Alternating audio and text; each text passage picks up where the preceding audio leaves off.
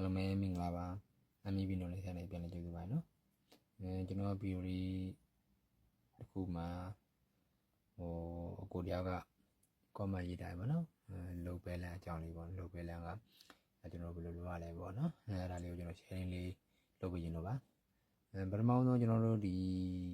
installation မှာမရောက်ခင်ပေါ့နော်ကျွန်တော်တို့ဒီ drawing မှာ low balance တွေကိုကျွန်တော်တို့ဘယ်လိုပုံစံလေးနဲ့ဖော်ပြလဲဘယ်လိုဆွဲထားလဲဘယ်လို design လုပ်ထားလဲဥစားလေးကိုကျွန်တော်စာပြီးရှင်းပြခြင်းပါတယ်ကျွန်တော်ရှင်းရဗီဒီယိုမှာရှင်းပြလဲပုံစံမျိုးလို့ဒီကောင်ကတော့ဒါload တွေ balance တွေပိုင်းချိန်ရမယ်ဆိုတော့ကျွန်တော် single phase မှာတော့မလို့ပေါ့နော်3 phase မှာချိန်ပေးရ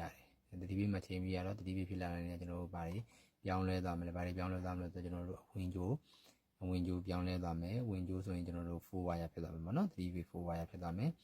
breaker တွေဆိုလဲအဲ့လိုပဲ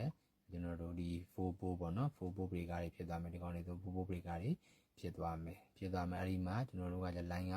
single phase လို့မဟုတ်တော့ဘူး line က3 line ဖြစ်သွားတယ်ဒီမှာကျွန်တော်တို့က circuit တွေဘယ်လိုခွဲလဲဆိုတော့ဒီကောင်ကကျွန်တော် RYB RYB RYB ဆိုပြီးတော့မှကျွန်တော်ဒီလိုမျိုးခွဲလိုက်ရတယ်ပေါ့နော်ဆိုရင်ကျွန်တော်ဒီကောင်ဒီမှာ line မှာ R ဒီမှာဆို R ဒီကဆိုအနီဒီကဆို R ပေါ့နော်အဲ့လိုလေးခွဲတယ် Y ဆိုရင်လည်းအဲ့လို Y ပေါ့နော် B ဆိုရင်လည်းကျွန်တော်တို့ B ဆိုပြီးတော့မှကျွန်တော်တို့ကလို့ခွဲတယ်တော့မှကျွန်တော် light တွေမှာဆိုရင်ဒီမှာကြည့် light တွေမှာဆိုကျွန်တော်တို့ line 1 line 2 line 3မှာကျွန်တော်တို့ဘယ်လိုမျှတော့လဲ RYB ကိုကျွန်တော်မျှလိုက်တယ်ဥပမာ power line တွေမှာဆိုရင်ရောကျွန်တော်ဘယ်လိုဖြစ်လဲ RYB ပေါ့နော်အဲ့လိုမျှပြီးတော့မှကျွန်တော်တို့ဒီခွဲပေးလိုက်တယ်ပေါ့နော်ခွဲပေးလိုက်တယ်အဲ့ဒီမှာကျွန်တော်တို့ဒါကတော့ဒီ design ပိုင်းမှာ drawing မှာတော့ကျွန်တော်တို့ကခွဲပြီးပေါ့နော်ခွဲပြီးပဲတကယ် on site မှာကျွန်တော်တို့ installation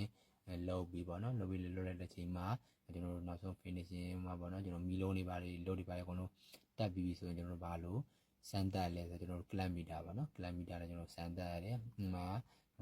အနီးဒီပေါ့နော်ဒီရဲ့ income မှာကျွန်တော်တို့ဒီ MCB ဘေကာရဲ့အဝင်မှာကျွန်တော်တို့ကအဝင်မှာပေါ့နော်ကျိုးမှာပေါ့နော်အဝင်ကျိုးပဲဖြစ်ဖြစ်ထွက်မှာပဲဖြစ်ဖြစ်ကျွန်တော်တို့ခံပြီးကလမီတာနဲ့ကျွန်တော်တို့ထောက်ပြီးတော့line ကဘယ်လောက် ampere ရှိလဲy line ကကျွန်တော်ဘယ်လောက် ampere ရှိလဲ b line ကဘယ်လောက် ampere ရှိလဲကျွန်တော်တို့ဖူးလို့ပေါ့နော်အကုန်လုံးသုံးနေတဲ့ချင်းနေထားမှာကျွန်တော်တို့ဒီကောင်ကိုampere တွေကိုကျွန်တော်တို့တိုင်းတာရတယ်ကျွန်တော်တို့တိုင်းတာရတယ်တိုင်းတာပြီးမှနောက်ဆုံးကျရင်မှာကျွန်တော်တို့ load ကိုသုံးစွဲမှုညီအောင်လို့ကျွန်တော်တို့ချိန်ပေးရတယ်ပေါ့နော်ဒီကောင်ကဘာလို့ချိန်လာလဲဆိုတော့အဓိကတော့ကျွန်တော်တို့ဒီload သုံးစွဲမှုပမာဏကတစ်ဖက်တည်းကျွန်တော်တို့အနီဆိုရင်အနီ line တစ်ဖက်တည်းမှာအရင်များသွားလို့မရအောင်အရင်များသွားရင်ဒီကကြိုးတွေဝါယာတွေ